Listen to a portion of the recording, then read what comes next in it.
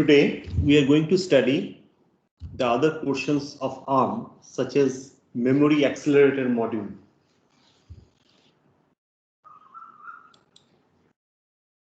Let me start sharing the screen. Here is a basic block diagram of a memory accelerator module. For example, you can see the ARM processor requires multiple access to different memory locations during any operation. So this is a standard operation for any microcontroller that the processor part of the microcontroller accesses with either volatile or non-volatile memories many times. So in ARM7 microcontroller, there is a specialized block or set of blocks or digital circuits which are present, which helps in accelerating the memory access. The statement means that while a microcontroller works, so it executes a program, and the program is typically written or stored inside the code memory space. Now, while the memory or the instruction is read from a memory location, the processor should not wait to do its execution. So in ARM processor, so it actually uses pipelining, as we discussed earlier. So pipelining is about fetch, execute, decode. That means fetching instruction from memory, execute, or rather fetch, decode, and execute, where we fetch the instruction, then decode the instruction, and then execute the instruction. So all three things can actually happen simultaneously during a normal running operation, and that is possible due to this memory accelerator module. So let's look at it, why we need this memory accelerator module from the block diagram point of view. So this is the LPC2138 block diagram we had seen earlier. You can see this is the ARM7 microcontroller, which is connected to ARM7 local bus to the memories, such as the flash memory and the SRAM memories. SRAM is a volatile memory and flash is a non-volatile memory to store the code part of the instructions, whereas SRAM is for normal data. Now ARM7 is connected to these memories through this ARM7 local bus controller or local bus, and the bus is supported with certain controllers such as the internal flash controller and internal SRAM controller. So this architecture is actually exaggerated in this slide, where we are calling it as memory accelerator module. So this is specifically looking at the area where the processor is interfacing with the bus. Now, assuming the ARM7 TDMI microprocessor is towards the left of this arrow, and then on the right we have the bus interface or the bus controller interface, and then there are different memory locations. So this is the memory accelerator module for the flash or non-volatile memory. So the bus controller in the internal flash controller block, inside this block, essentially it has some digital circuit to control the or to send the address and exchange data, as well as to communicate with the ARM. So this controller essentially is built up in this bus interface logic, and the bus interface logic generates memory address for the flash memory, and the flash memory is basically a memory bank. That means there are several memory locations available, depends on how much size of the flash memory in kilobytes or megabytes or even gigabytes. So this flash memory bank is addressed from this bus interface, and whatever is read or write, it actually goes through the buffers. So in this case, we are reading, the read operation is shown, but the write operation also looks similar, except this lower side arrows will have opposite direction. So this is the diagram for flash memory read operation. So during read operation, an address comes to the flash memory, it selects a particular memory location, and the data inside the memory location is being copied to the buffers. Now this buffer is nothing but is something like a driver circuit, something like a without a double inverter kind of circuit. Now this buffer circuits is actually helping the signal or basically the memory information to drive larger current such that it can be interfaced with the bus interface logic. Now the bus interface logic receives this data, essentially the flash data comes through the buffers and then it is passed on to the ARM7 TDMI microcontroller or the microprocessor of the microcontroller through this ARM local bus. So main purpose of this memory accelerator module is to have the next ARM instruction should be fetched or prefetched such that the CPU should not stop during the few cycles that are required to read an information from this flash memory location. So that means the CPU keeps on executing the previous instruction, only the present instruction which is under fetch condition goes through these blocks. The buffers in case of ARM7 the microcontroller, it has 128 bits and these buffers are called as prefetch buffer or the branch trail buffer or the data buffer. Now the point is inside the flash memory you can have either the code or the instruction opcodes as well as operands, and also you can have other information such as some lookup table or pre-stored data. So this buffers can act like a prefetch buffer. This is mainly used for code or opcode part of the process.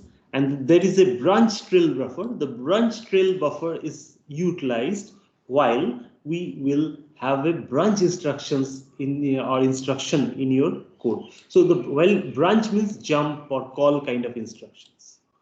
And then there is a data buffer, so it just stores the data such that the latency or the wait time for the ARM7 processor to read such data is reduced. So that means there are lots of parallel operation happening due to this memory accelerator module. So while rest of the ARM processor is working in the previous, working over the previous instructions, the existing instruction or can be fetched or the latest instruction can be fetched or latest data can be fetched through this memory accelerator module.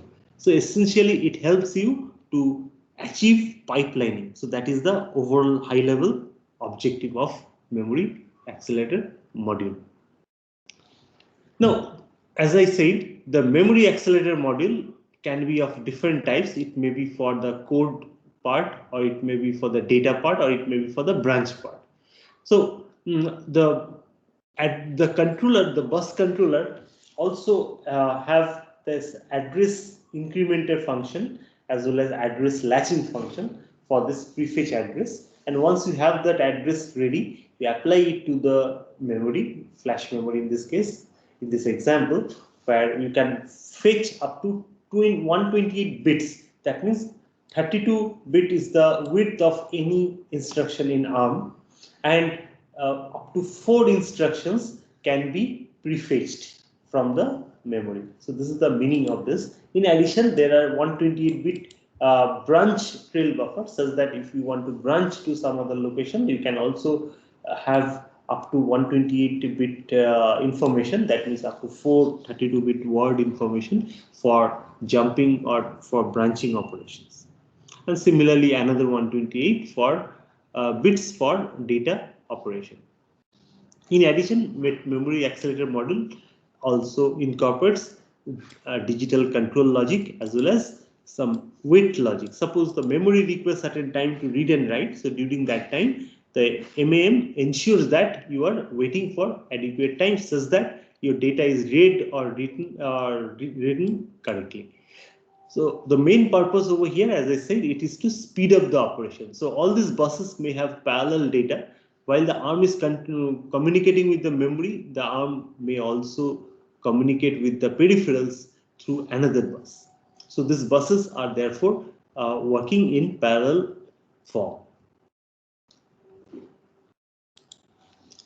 This memory accelerator module is very important for executing the ARM instructions. Now, we will look at the ARM instruction set briefly through our next few slides or next few part. ARM is a 32-bit microcontroller or microprocessor, and this microprocessor ARM offers either 16-bit instructions or 32-bit instructions. 32-bit instructions are called as ARM instructions, whereas 16-bit instructions are called as thumb instructions.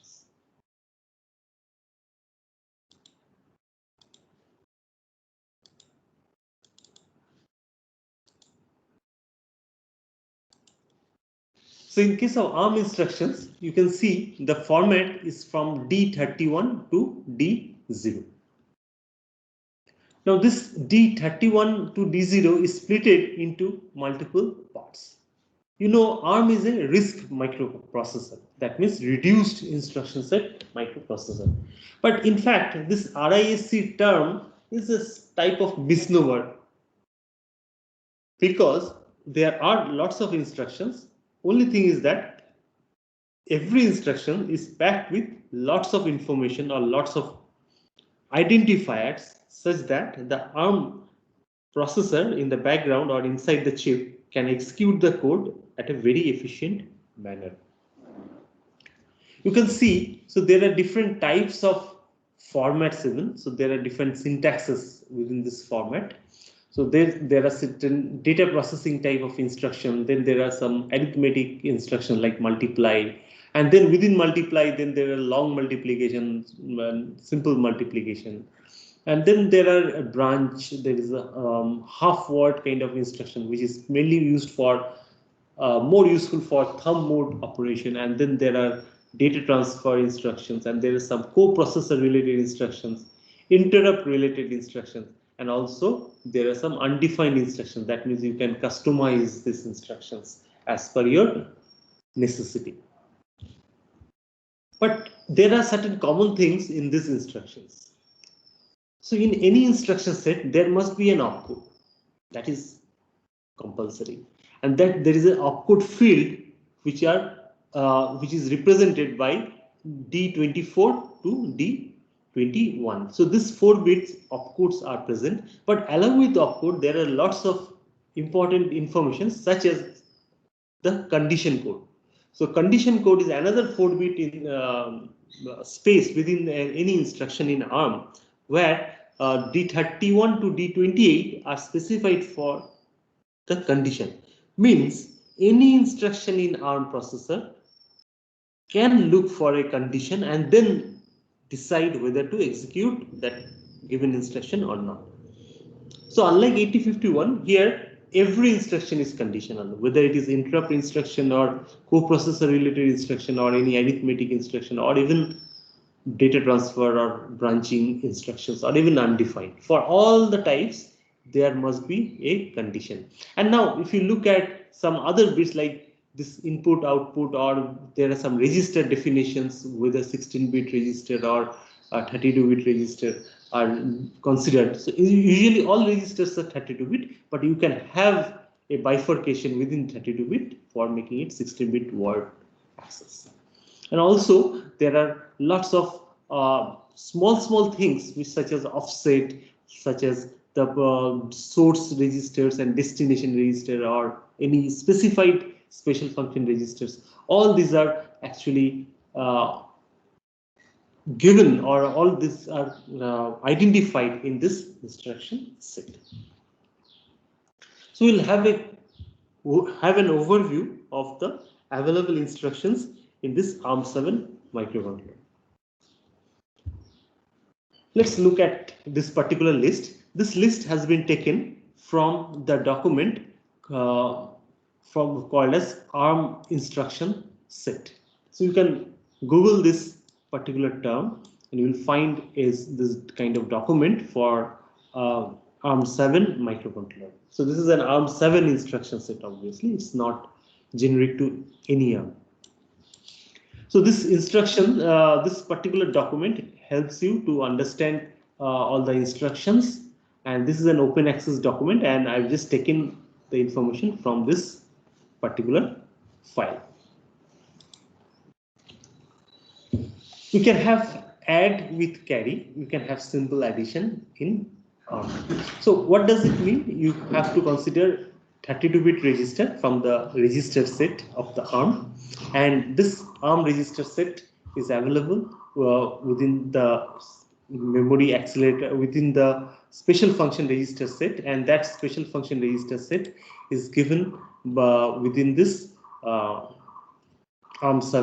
microcontroller part. Okay, ARM7 TDMI-S microprocessor part. So SFRs are all within this particular microprocessor block. Now, before diving into other instructions, I will show you certain things. I'll in fact recap important stuff. For example, this diagram, this processor logic diagram. You have to recall what is going on and how the instructions are coming. So any instruction after fetching purpose goes through this decoding. Decoding means the purpose of the instruction is determined, and then there are certain controls through which the sequence to execute the program or instruction has been determined through this logic control. Now, if it is any arithmetic instruction like addition that we are looking at, then it must be going through ALU, which is arithmetic logic unit. Since ARM is a 32-bit microprocessor, it has its 32-bit ALU. Now, the ALU takes data from this A bus as well as B bus. So A and B are the two 32-bit buses which feeds input 32-bit words to each of the inputs of ALU.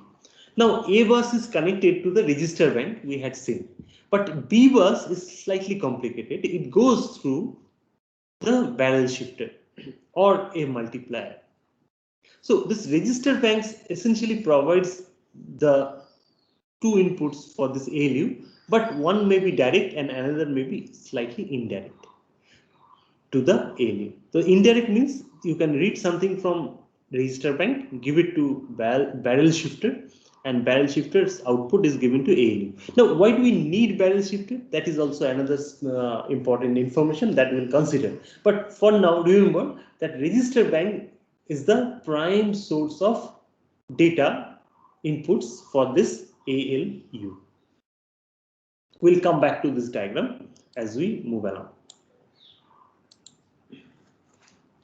So you can do addition with carry or addition without carry. Now, whenever you are saying this addition with and without or without carry, that means one of the 32-bit words or inputs is coming from some register from the register bank, and the second 32-bit number may also come from register bank. We are calling it as operand 2, whether with or without carry. So that depends on add or ADC instruction.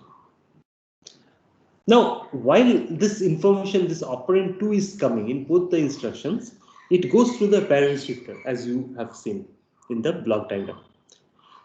Now, why this barrel shifter is utilized in the path of operand 2? It is because we can have a shift operation in your information, in your operand 2. So why shifting is required? Why not original information as it is information is not required? Because it is called pre-scaling. So sometimes we may have to apply pre-scaling operation to our data. That means you have to either multiply and then do the addition, or divide then do the addition. So those kind of compound operation or more than one operation could be achieved by shifting the data through the barrel shifter by a known amount of instances or known amount of bits, either left or right bits. So the barrel shifter is also considered as one of the conditions whether you need that barrel shifter or not. So that is also one of the conditions in this instruction set. So for all the instructions, whenever you see operand 2, it must be going through the barrel shifter, and the barrel shifter is up to the condition whether you need left shift or right shift or if any, how many bit level shift that you need.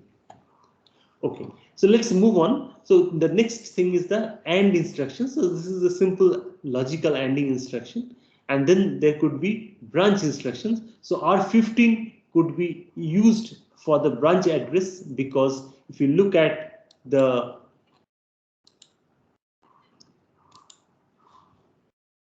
ARM7 R15, so this ARM state general registers and program counter. So R15 acts like a program counter, and that is the reason why in the branch instruction we are utilizing R15. So whatever operand is given with the instruction, that goes to the R15 and acts like an address to the flash memory. Then there is a bit level operation. So there's a bit clear, so you can actually reset any bit at any time. So you can actually have a NOT operation with the operand 2, and then and as well as then with the source register or RN register, and then put the result into the destination register. Then there is a branch with link register. So the link register basically utilizes to link to a particular subroutine or link to another program within your main code. So you can actually link along with branch. So that means branch with link instruction, BL instruction is given, where R14 is the link register, and that link register is actually updated with R15. So that means whatever address you are giving as an operand, that gets copied into R15, and then R15 also gets copied into the link register. That means branching is happening due to change in program counter R15, and linking is happening due to change in the link register, which is R14 in ARM. And then there is a branch and exchange. There is a co-processor data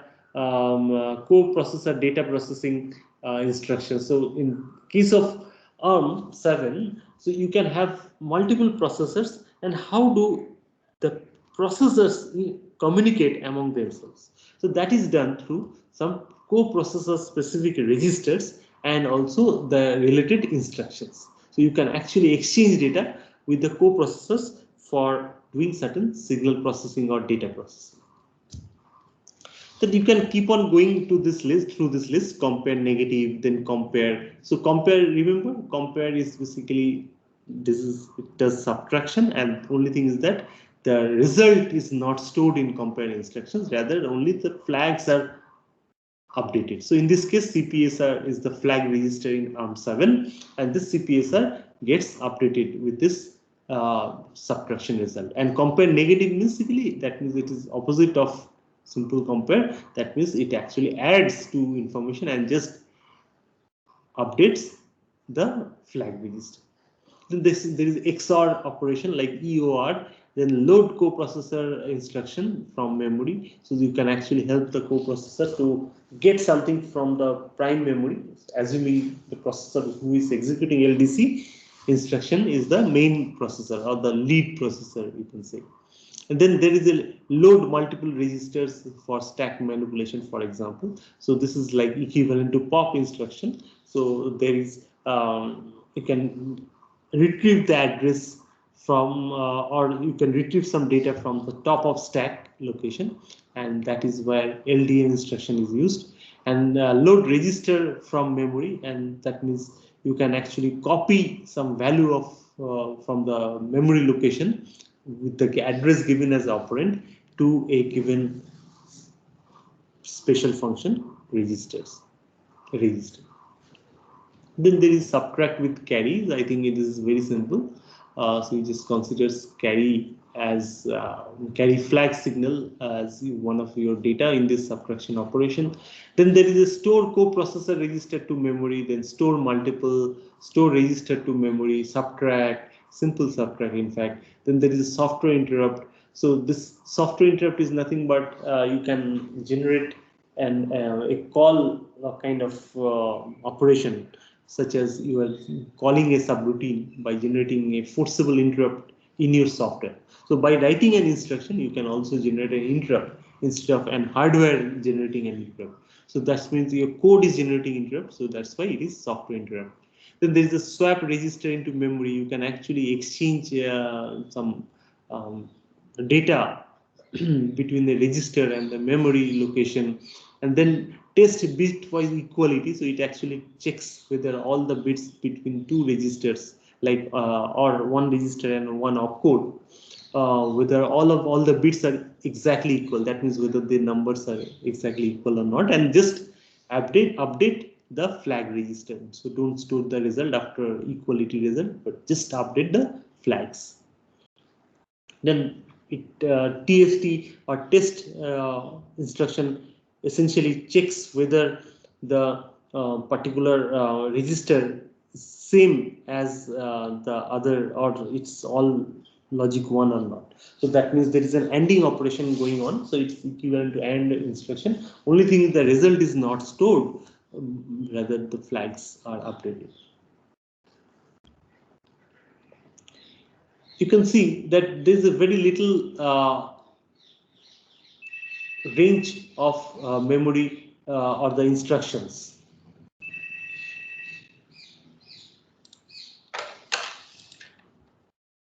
Hello? Yeah, I'm in the class.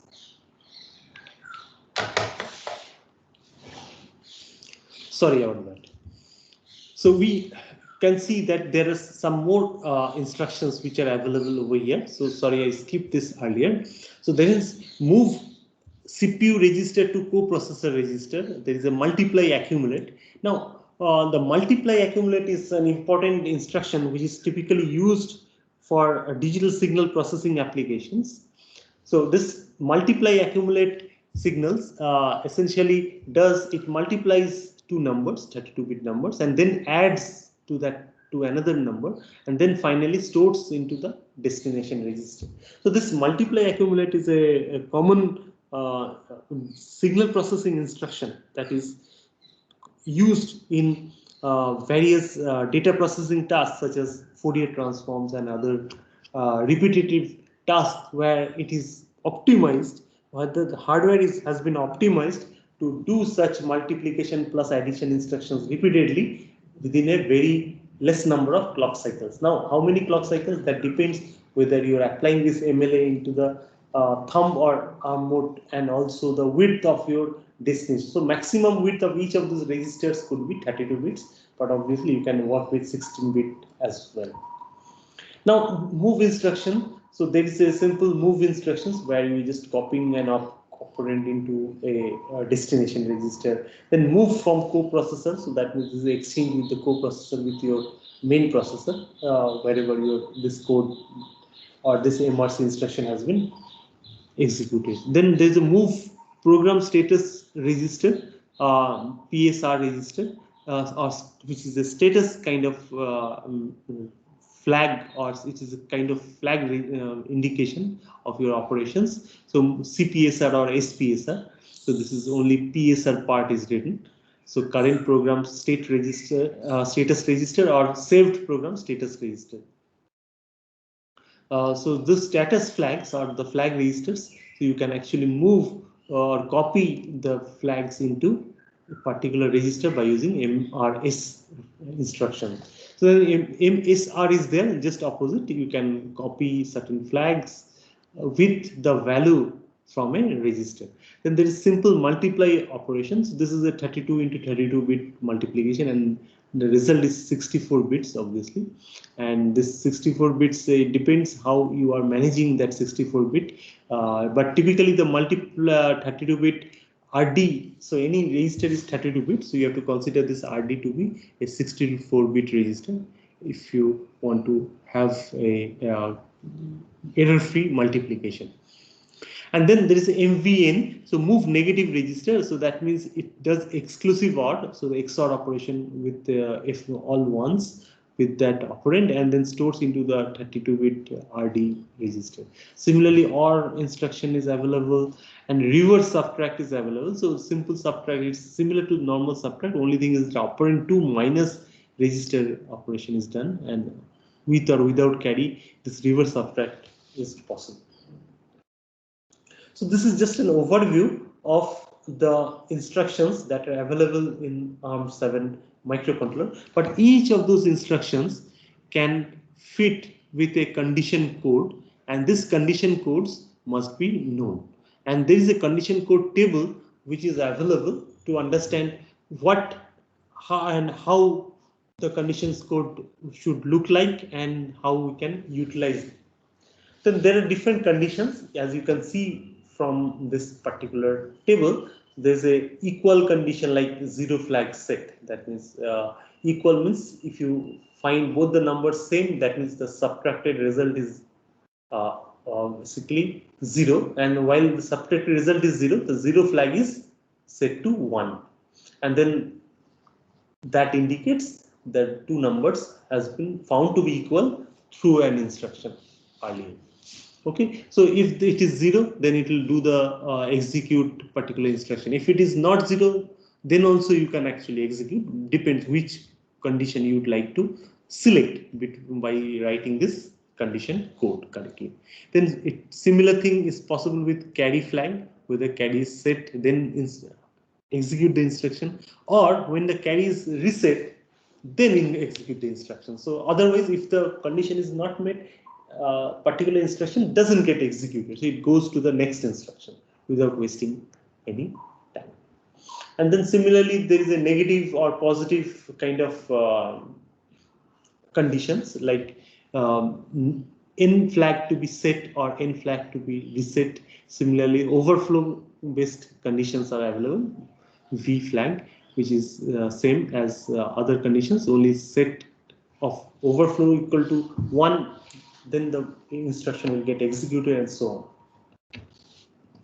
on. And then there are compound or relatively more complex kind of conditions, where C set and Z clear. So it looks at two conditions, and then while two conditions are satisfied, then only the instruction will get executed. And then you can also look for carry clear and Z set, just opposite to the previous one, kind of. So there it checks both carry flag and zero flag, and based on this condition set, it will execute whether or not execute a particular instruction.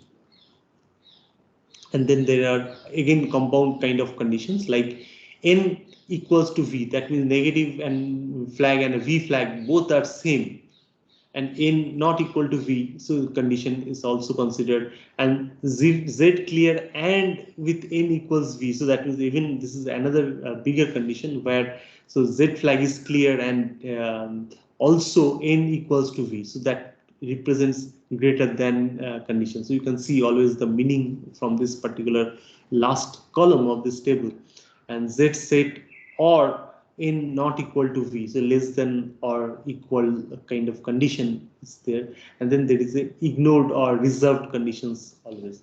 So now the point is ignored or always meaning there is no condition given to it. That means you have to execute, the processor has to execute a code without just looking at this condition, or any condition of these flags are not checked, while this always instructions are utilized, AL, so which is determined by this 11110 in the condition code. But if you look at the other one, like 1111, so that is also available, but that is reserved. So these condition codes are very important. So if you use this condition codes, then it checks for a given condition from the flag is PSR or CPSR, and then if the condition is fulfilled, the instruction is executed. Otherwise, the instruction is ignored. Okay, and if you look at if you don't want to give the condition, make it always. So that AL suffix, the last one in the list in the previous slide, so that must be invoked for always kind of instructions.